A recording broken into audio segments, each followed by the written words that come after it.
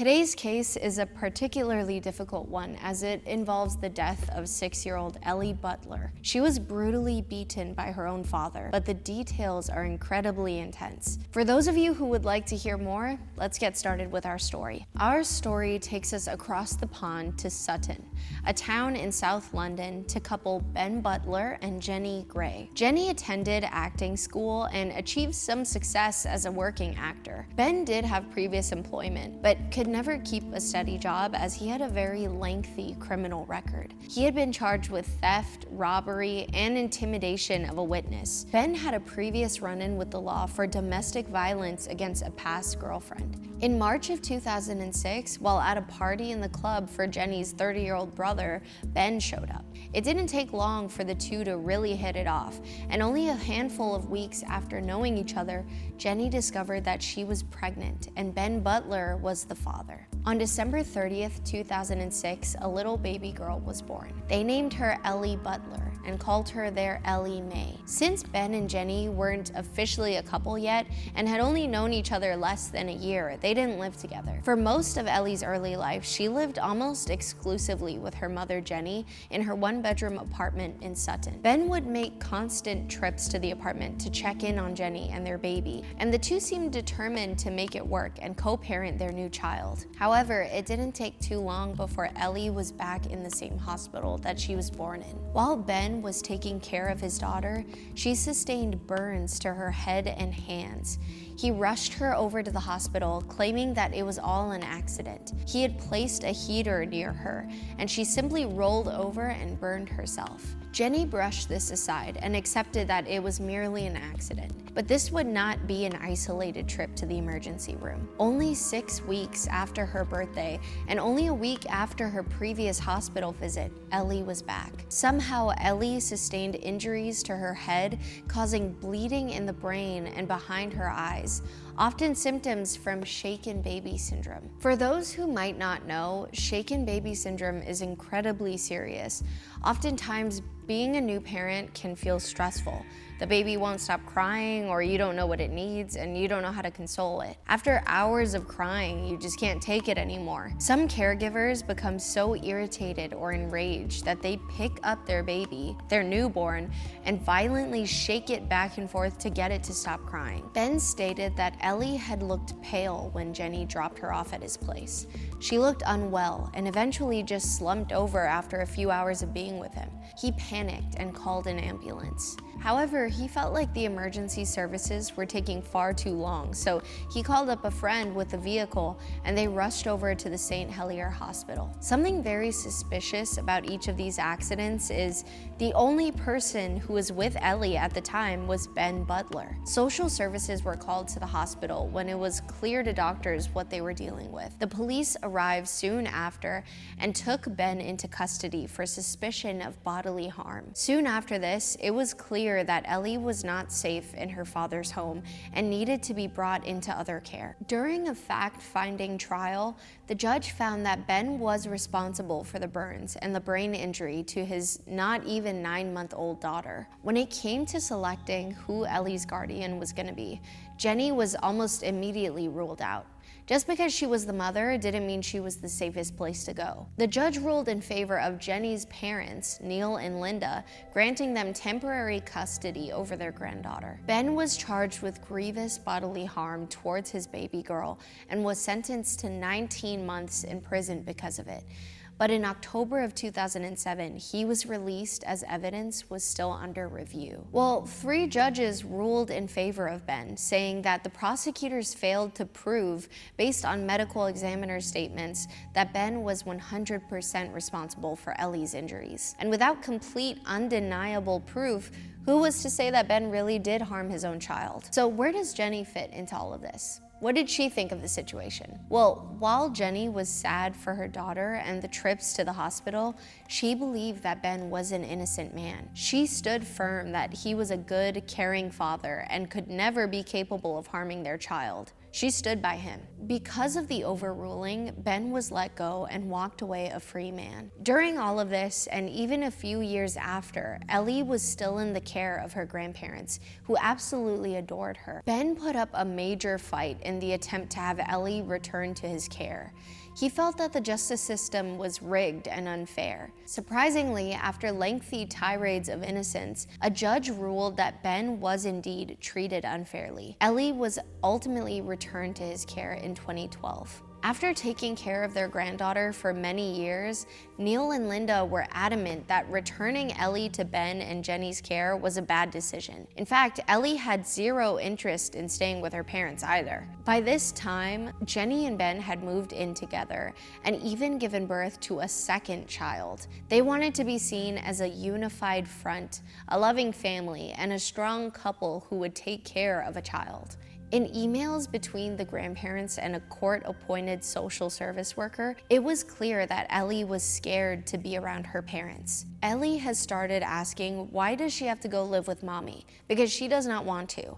She wants to stay with Nana and Granddad forever and ever. She is very clear that she does not want to go live with Ben and Jenny, but she would like to visit and return to her home after. She has recently gotten into the habit of not wanting to go to sleep in case she's taken away, having nightmares about waking up somewhere else, getting in bed with mom and dad and myself when I stay over so she cannot be taken away, and has also wet herself on several occasions, which I am informed is a sign of stress in a child who does not usually have this problem. Despite her grandparents' pleas, social services decided to speed up the return process, even after knowing Ellie feared living with her parents and was actively against it. However, Ellie was the child in the situation and ultimately had no choice in the matter either way. By 2013, social services had decided their job was complete. Ellie had returned to her parents and nothing terrible or out of the ordinary had occurred in that time. They officially signed off on the case, but things would only get worse. Ben's anger issues were next level explosive,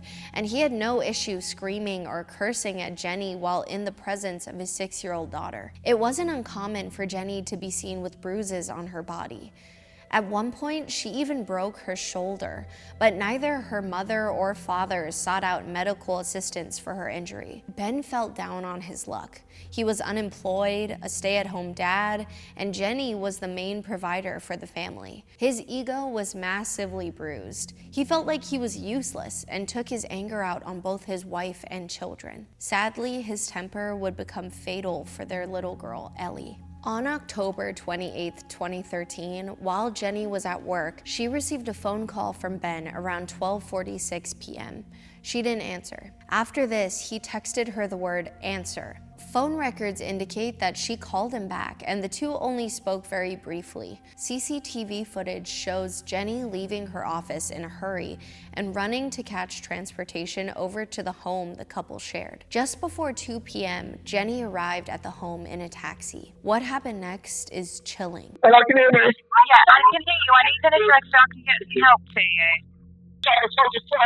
But I can't hear you because everybody's shouting. I'll see you next time. Okay, what area is that in? Sutton, sorry. Okay, what's your telephone number? I don't know what that is. Alright, okay, what's happening? This is serious. Okay, but what is that? I don't know what's happening. You're going to have to tell me what's happening. She's not moving. Stop shouting. Tell me what's going on now. Okay, I don't understand what's happening. Listen to me now. My daughter is not breathing properly. She's not moving. And I need you to get an ambulance to the house. She's not breathing now. Okay, tell me how old your daughter is. 7. Is she awake? No, she's not moving. Okay, calm down.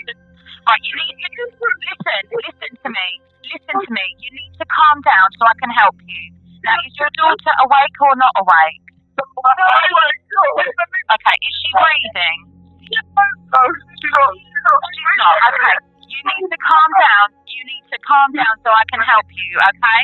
Just try and calm down. I can speak again. again. Right, I need you all to calm down so I can help you while the ambulance is on its way. Breathing. He's trying to breathe for her. What do I do now? Are you right by her now? Yes.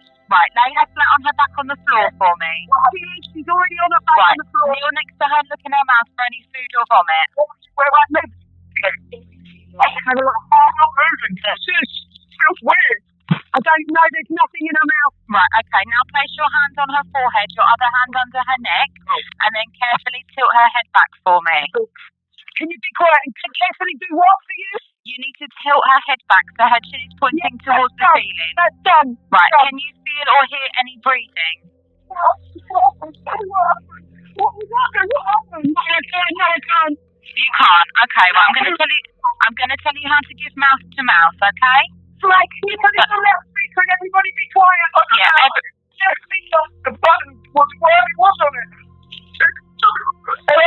Okay, am I on loudspeaker? Yes. Right, everybody needs to stay really calm. The ambulance is on its way, but I'm going to tell you exactly what you need to do, okay?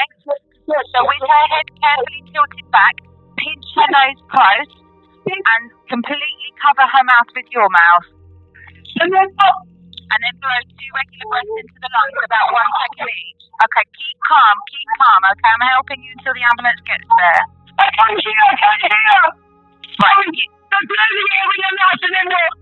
then you need to do that.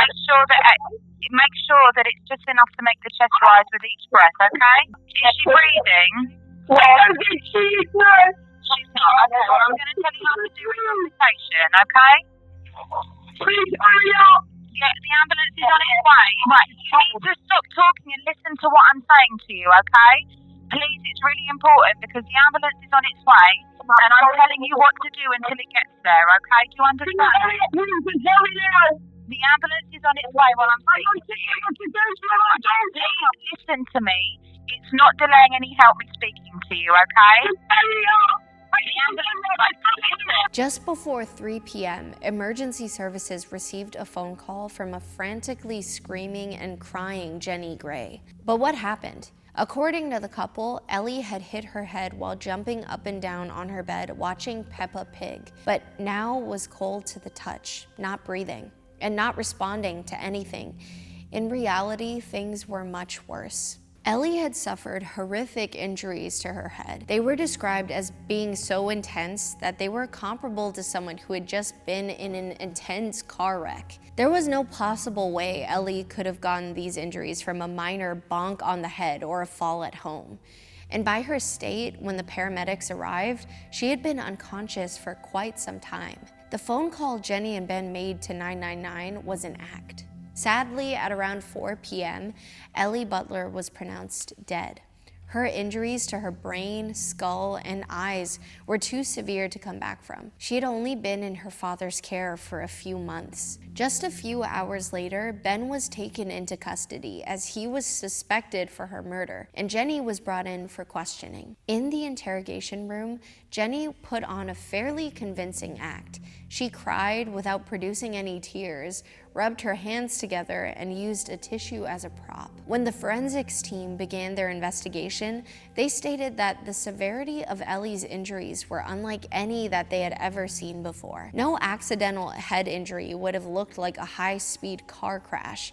It was obvious that these hits were intentional. They determined that she most likely acquired the injuries from being thrown against a wall or into the ground, or being repeatedly hit in the head with a large object. Everything was looking suspicious and would continue to get worse from there. Jenny and Ben knew that Ellie was deceased for over 2 hours before they even called for emergency services. During this time, they washed their clothes, staged a half-eaten snack, creating their perfect crime scene and an alibi for each other.